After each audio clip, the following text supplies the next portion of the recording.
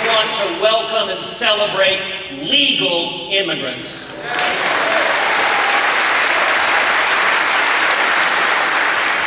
And we want to uphold the rule of law.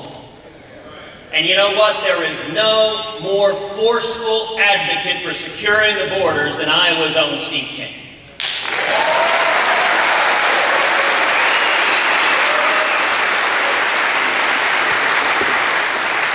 That fight's going to come down to the House of Representatives, and I believe, because the grassroots are speaking, that the House of Representatives is not going to follow Chuck Schumer and the Senate Democrats down the path of legalization first and not securing the borders. And you know, we saw another example in my home state of Texas, in the battle recently over life, following the horrific atrocities in Gosnell. The Texas legislature acted sensibly to prevent those kind of atrocities and to prohibit late-term abortions, to prohibit abortions after 20 weeks.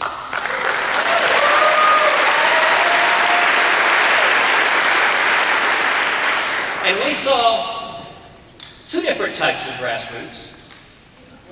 We saw the grassroots on the left, organized by President Obama's political action teams and by the liberal political action teams, by the AstroTurf efforts to send people in, and then we saw pro-life activists coming together. And you know, I thought the defining moment of that dispute in the Texas legislature is when pro-life activists were arm in arm, singing Amazing Grace. And the pro-abortion activists began countering it by chanting, Hail Satan. You know, you can't make this stuff up. I will give them credit for one thing, truth in advertising.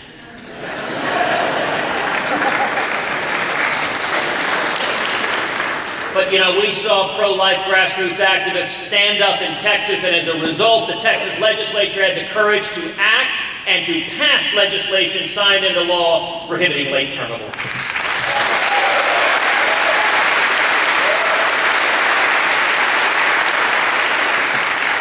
So how about the future? Where do we go from here? The future, I think we need to do two things to turn this country around. Number one, restore economic growth, and number two, champion opportunity. If you look at growth right now, the last 4 years our economy has grown on average 0.9% a year. It's only one other period since World War II of 4 consecutive years of less than 1% growth. That was 1979 to 1982, coming out of the Jimmy Carter administration. Same failed economic policies, out of control spending, taxes, regulation, produced the exact same stagnation. Look, growth is fundamental to every other challenge we have. If you want to turn around unemployment, the national debt, if you want to maintain the strongest military in the world, you've got to have growth. I think that should be every elected official's top priority, and that ought to be a bipartisan priority. Republicans and Democrats should work together on growth. Now, how do you do it? 3 ways. Number one, reining in the out-of-control spending and unsustainable debt.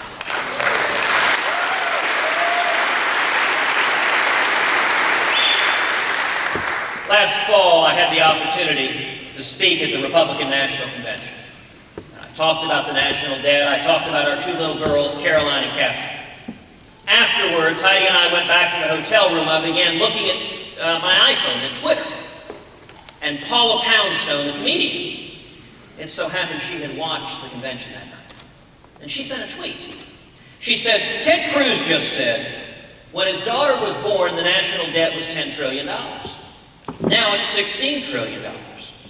What the heck did she do?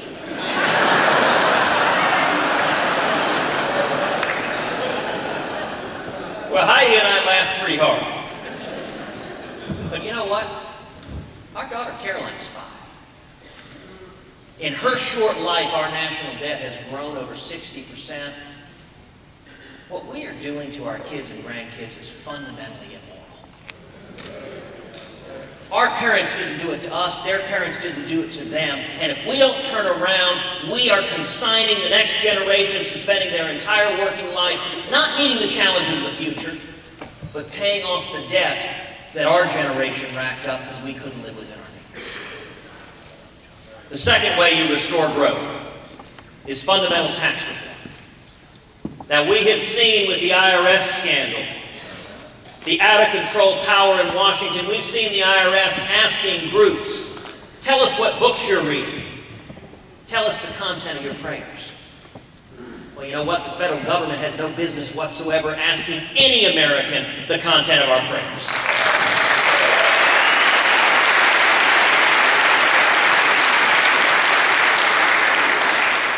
And I think the simplest and best solution is we need to abolish the IRS.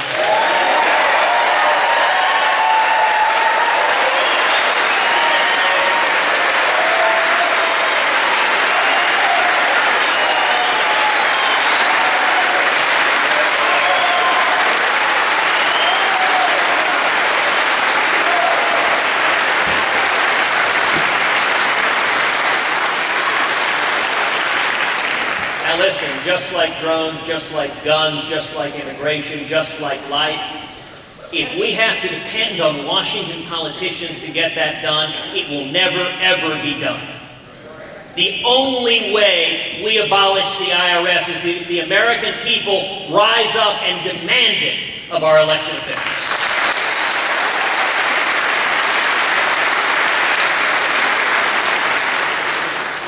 The third critical piece to restoring growth is regulatory reform. And there is no more important regulatory reform that we can do than to repeal every single word of Obamacare.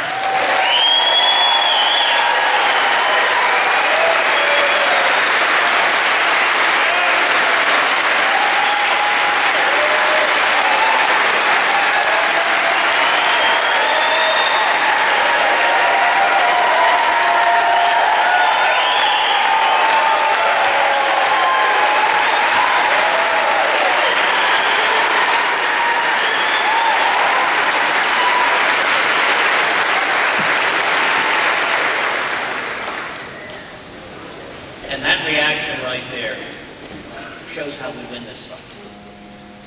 If I were sitting in the Senate cloakroom, the reaction to that statement would be fundamentally different.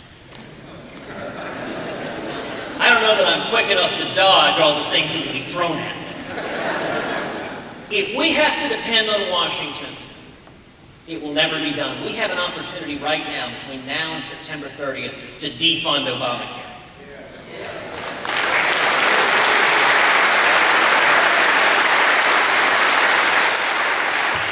Now, a lot of politicians in Washington, in both parties, are telling the American people it can't be done. Why? Because Barack Obama will always stand for his principles. So apparently conservatives have to give up on ours. And you know what? Our friends in the media happily repeat that mantra. They say, this is a fool's errand. You're tilting at windmills. Let me tell you, if we could hold 41 Republicans in the U.S. Senate, or 218 Republicans in the U.S. House, we can defund Obamacare.